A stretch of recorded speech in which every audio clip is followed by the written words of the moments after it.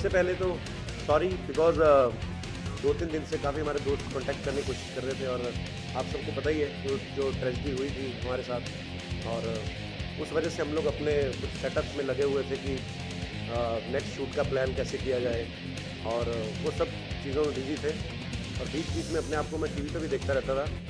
कुछ ये आजकल एक नई खबर आई है सर्विस टैक्स वाली भी और मुझे वही था कि मैं मिल के एक बार सबको एक्सप्लेन करूं बिकॉज़ जो लोग हमें प्यार करते हैं और आप लोगों की सपोर्ट के लिए सबसे पहले तो मैं थैंक्स कहना चाहूँगा क्योंकि बहुत सारे लोग पूरे अपने इंडिया से और अब्रॉड से जितने भी लोग हमारे शो को देखते हैं मतलब सब ने इतना प्यार दिया और सब ने इतना हौसला दिया। तो अभी मुझे लगता है कि यार सेट नया बनाएंगे जब भी बनेगा ठीक है, लेकिन हम लोग तो किसी मॉल में खड़े होकर किसी पेड़ के नीचे खड़े होकर कर देंगे तो लोग तब भी उतना ही प्यार करेंगे।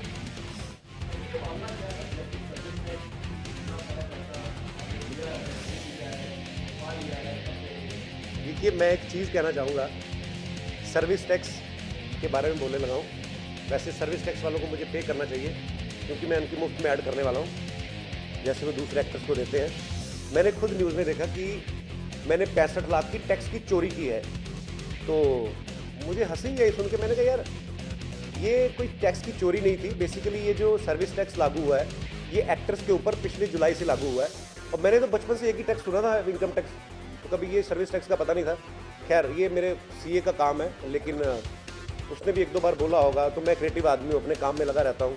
अब मैं ये चीज़ें देखूँ अपने कि मेरा फलाना आर्टिस्ट है वो कहीं पे स्टक हो गया है या मेरी और प्रोडक्शन जो काम रहते हैं प्रोडक्शन में, तो ये सब चीज़ों मेरा ध्यान रहता है। तो मैंने वो बेसिकली ये क्वार्टरली पे करना होता है, तो 3 जो क्वार्टर थे उनका टैक्स जो था वो डिले था बेसिकली।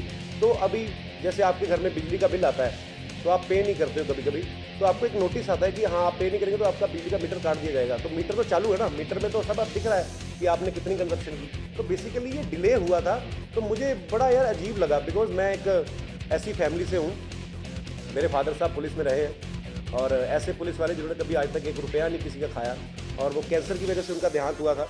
तो अगर ऐसा कुछ होता तो शायद हम भी बड़े पैसे वाले होते शुरू से ही, तो वैसा कुछ नहीं है। और बाकी जो अमाउंट बताया गया उसमें 65 लाख का, ये भी पता नहीं किसने मनगढ़ंत किया है। और क्योंकि जो डिले मेरा अमाउंट था वो है कुछ 35 लाख का जो मैंने पे कर दिया है और जो बाकी 30 लाख है वो मेरा अक्टूबर तक ड्यू है बेसिकली, तो वो 5 अक्टूबर तक पे कर रहा है। तो ऐसा पता नहीं क्यों किसने खबर दी, मुझे यही था कि मैंने कहा यार अगर मीडिया में कोई खबर भी आती है तो सबसे पहले आपको एक बार कांटेक्ट कर लेना चाहिए कि पता नहीं किसने न्यूज़ फैलाई वो वाली।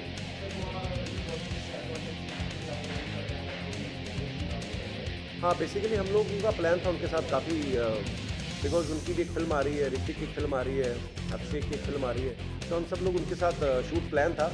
तो अनफॉर्चुनेटली ये जो ट्रेजेडी हो गई तो फिर काफ़ी सारे प्लान्स चेंज भी हुए बिकॉज अक्षय को भी आउट ऑफ इंडिया जाना था, तो काफ़ी सारे प्लान इधर उधर हो गए हैं। लेकिन हम लोग वर्कआउट कर रहे हैं कि नया सेटअप हम लोग कहाँ पे प्लान करें, तो बहुत जल्दी वापस आएंगे। और लोग जो हमें प्यार करते हैं वो तो बोल रहे हैं, कहते भाई आप तो सड़क के किनारे खड़े होकर कर दो तो हम लोग तब भी देखेंगे। तो ये लोगों का प्यार है, ये बना रहना चाहिए बेसिकली, तो कोई बात नहीं, होते हैं हाथ से। सर शो में हमारी यही कोशिश थी कि ब्रेक आए ना बेसिकली, तो 2 एपिसोड तो जो इस वीकेंड पे हो रहे हैं ऑन एयर तो वो हम लोग ऑलरेडी शूट कर चुके हैं। तो उसके बाद हम लोग प्लान कर रहे हैं बिग बॉस के सेट पे जाके, बिकॉज जितनी जल्दी ह्यूज सेटअप खड़ा करना एक नॉट ए ईजी जॉब।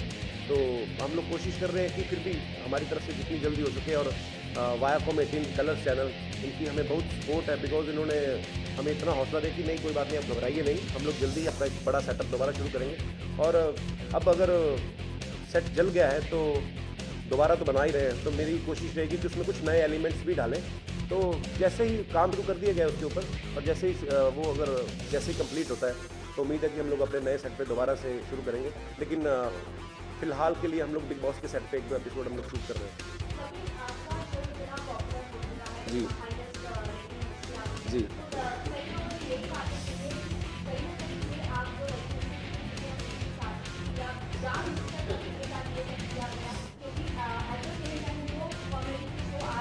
जी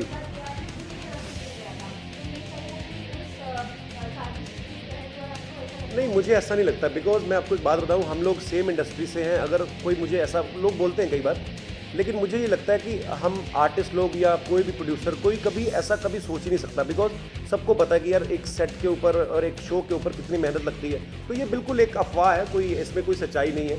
जहाँ तक कि हमारी नॉलेज में हमें पता चला, बिकॉज हमसे पहले आप सब लोग पहुँच चुके थे सेट पे, तो वहाँ पे जो सिक्योरिटी गार्ड थे, पुलिस ने जो भी वेरिफिकेशन किया, अब तक जो हमारे पास रिपोर्ट यही है कि कुछ शॉर्ट सर्किट हुआ था, तो उसकी वजह से पर्दों ने आग पकड़ ली और उसके बाद पूरा सेट, तो वैसा कुछ नहीं है। वो तो मैं उस चीज़ में बिलीव ही नहीं करता हूँ।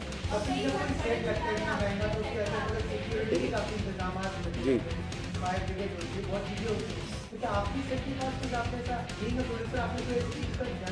नहीं, देखिए वहाँ पे भी सिक्योरिटी के इंतजाम थे और बाकायदा जो आग बुझाने वाले पूरे उनके पास इक्विपमेंट पड़े रहते हैं, लेकिन एक जब हादसा होना होता है तो वो सर हो जाता है, आप मतलब उसको कंट्रोल नहीं कर सकते, आप किसी को दोष नहीं दे सकते। तो अब होना था, वो लिखा था किस्मत में, हो गया। आपने कहा कि की बात हो तो आपसे पहले पर्सनली जी जी पहले स्टोरी बनाने से पहले तो एक खबर हम आपसे जी स्टोरी बनाने से पहले जी कि आपका कॉमेडी सर्कल में झगड़ा चल रहा था, ये झगड़ा तो आपने चैलेंज किया कि मैं तुमसे बड़ा शो बना के दिखाऊंगा, तो बाकी ऐसा कुछ करके इसलिए इतना बड़ा शो। अरे सर वो भी मेरा ही शो है। अरे ऐसी पता नहीं, ये मैं भाई इसीलिए मिलना चाहता था कि मैं कहा यार पता तो करूँ ये है क्या। ऐसा कुछ नहीं है सर, हर आदमी को अपनी लाइफ में ग्रो करने का हक है। मैं वहाँ पे एज ए कंटेस्टेंट पार्टिसिपेट करता था और मैंने 6 सीज़न किए उसके, और मैं 6 सीज़न में उसमें विनर रहा, तो मेरा क्यों झगड़ा रहेगा। मेरे सब दोस्त हैं वो लोग और मेरे भाई जैसे दोस्त हैं, तो वैसा कुछ नहीं है जिसमें वो बाकी उस शो में भी जो काम कर रहे हैं, हम लोग कॉलेज लेवल से साथ में हैं कुछ लोग, तो वैसा कुछ नहीं है सर। एक आर्टिस्ट कभी भी ये चीज़ नहीं सोचता, मैं अपने लिए अच्छा सोच सकता हूँ कुछ, लेकिन किसी के लिए बुरा कभी नहीं सोचूंगा, ना वो सोचेंगे। तो ये सब र्यूमर्स है सर, और जब कोई चीज़ निकलती है ना तो ऐसी बातें आती है साथ में।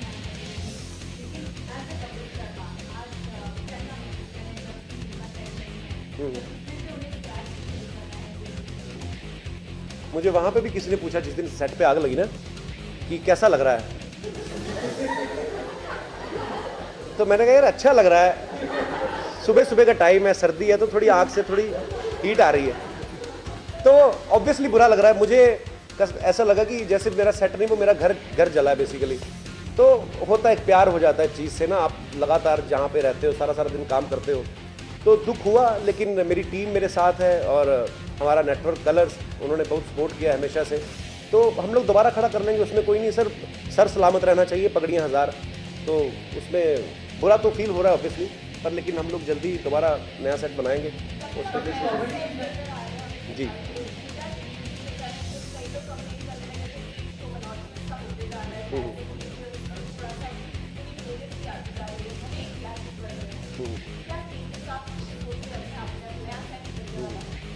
आपने जैसे कहा कि शो मोनोटोनस होता जा रहा है या बोरियत आ रही है, हाँ, पर देखिए जब तक अच्छी रेटिंग्स आ रही है, हम लोगों के दावे अपने आप गलत हो जाते हैं कि अगर बोरियत होती तो वो शो हिट ही क्यों होता, तो उसकी रेटिंग्स क्यों आती। हम लोगों में से कोई भी ऐसा नहीं था कि यार बहुत बड़े कोई स्टार है, हम लोगों ने एक टीम बनाई अपनी और एक शो शुरू किया, और सेट में ऑब्वियसली अब नए सिरे से बनाना है, तो मुझे वो सेट प्लान करने में हम लोगों ने खुद डिज़ाइन किया था सेट, और उसके बाद में उमंग कुमार ने उनको सेट को बनाया, तो सेट वैसा ही रहेगा, लेकिन उसमें कुछ नए एलिमेंट्स डालेंगे हम लोग, वो आपको जल्दी पता चल जाएगा, उसके ऊपर भी हम लोग काम कर रहे हैं। तो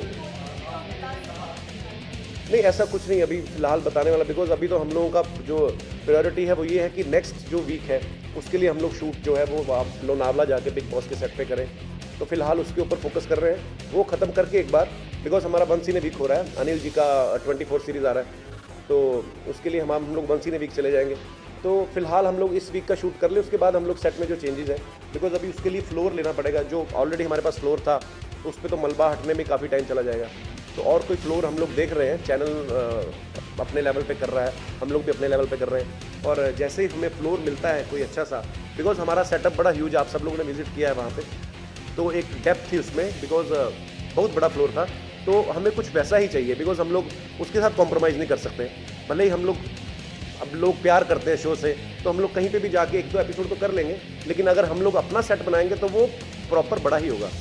बाकी पेपर में पढ़ के जब इतनी बड़ी बड़ी रकम सुनने को मिलती है अच्छा लगता है यार, 22 करोड़ का, तो पता क्या व्यूवर्स के लिए बड़े लोग हो जाते हैं कि अच्छा 22 करोड़ का सेट था वो, तो हमेशा हमारे घर में आपको बताइए सिचुएशन कैसी थी कि हमारी जो फैमिली दिखाई है हमने कि पैसा नहीं है, चाय बनाने को दूध नहीं है, ये सब चीज़ें, तो लोग सडनली सुनते यार इनको तो चाय पीने के दूध के पैसे नहीं थे, इनका सेट इतना बड़ा महंगा था, तो चलिए कोई बात नहीं, ये सब जल्दी पता चल जाएगा आपको। एक्शन तो हो रहा है, पुलिस वेरिफिकेशन भी चल रहा है और ये जितना लॉस हुआ उसके बारे में भी चल रहा है। अब यकीन नहीं करेंगे, ट्विटर पे, फेसबुक पे आप अगर जाएं फैन पेज पे, तो लोग इतने मतलब स्वीटली हमें कह रहे हैं ये सब आप लोगों का योगदान है, बिकॉज आप लोगों ने दिखाया कि यार थोड़ा इमोशनल भी कर देते ना स्टोरी को आप।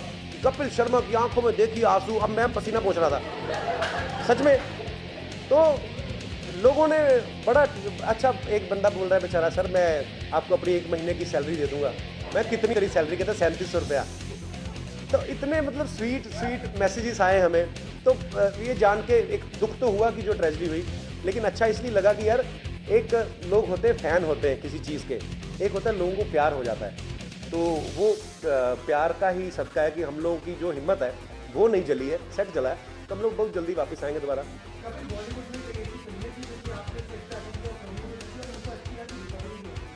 जी सर, मेरे को मैं ख़ास तौर पे मेंशन करना चाहूँगा, बहुत सारे लोग, और बॉलीवुड का हमेशा ही ये एक रहा है कि बड़ी खबरें हमें सुनने को मिलती हैं, जी फलाने के साथ अच्छा संबंध नहीं है ये। लेकिन हमारी इंडस्ट्री की खासियत है, जब भी कभी कोई ऐसा संकट आता है तो सब लोग एक साथ इकट्ठा हो जाते हैं। मुझे कल, आप यकीन नहीं करेंगे, लता जी का फ़ोन आया और लता जी ने कहा कि अगर तुम्हें किसी भी तरीके की हेल्प चाहिए, कोई पैसे को लेकर या वैसे, तो मैं क्या कर सकती हूँ तुम्हारे लिए। तो मेरा दिल कर रहा था कि लता जी को वो गाना सुना देंगे आप, तो मैं बोल ना पाऊँ उनको कि वो सोचेंगे यार मैंने अफसोस करने के लिए फ़ोन किया तो ये बंदा क्या बोल रहा है। तो मतलब मेरे लिए बहुत बड़ी बात थी वो। और मैंने उनको ये कहा भी, मैंने कहा मेरे फादर साहब आपके इतने फ़ैन थे, अगर वो होते कि आज उनको पता चलता कि मेरे बेटे को लता जी का फ़ोन आया, चाहे किसी भी कॉन्टेक्स्ट में आया है, चाहे कुछ ट्रेजेडी हुई है उसके लिए आया है, लेकिन मेरा वो दुख एक थोड़े पलों के लिए बिल्कुल भूल गया था मैं। तो मुझे समझ में नहीं आ रहा था कि मैं उनके साथ क्या बात करूँ। तो बड़े सारे लोगों ने, रोहित शेट्टी ने, शाहरुख भाई ने, फिर बहुत सारे मतलब तमाम इंडस्ट्री के लोगों ने यही किया कि हम तुम्हारे साथ हैं, हम सेट खड़ा कर देंगे तुम्हारे, बताओ कितनी देर में खड़ा करना है तुम्हारा। तो वैसा तो इंडस्ट्री इस बात में तो एकजुट है, एक हम लोग परिवार की तरह।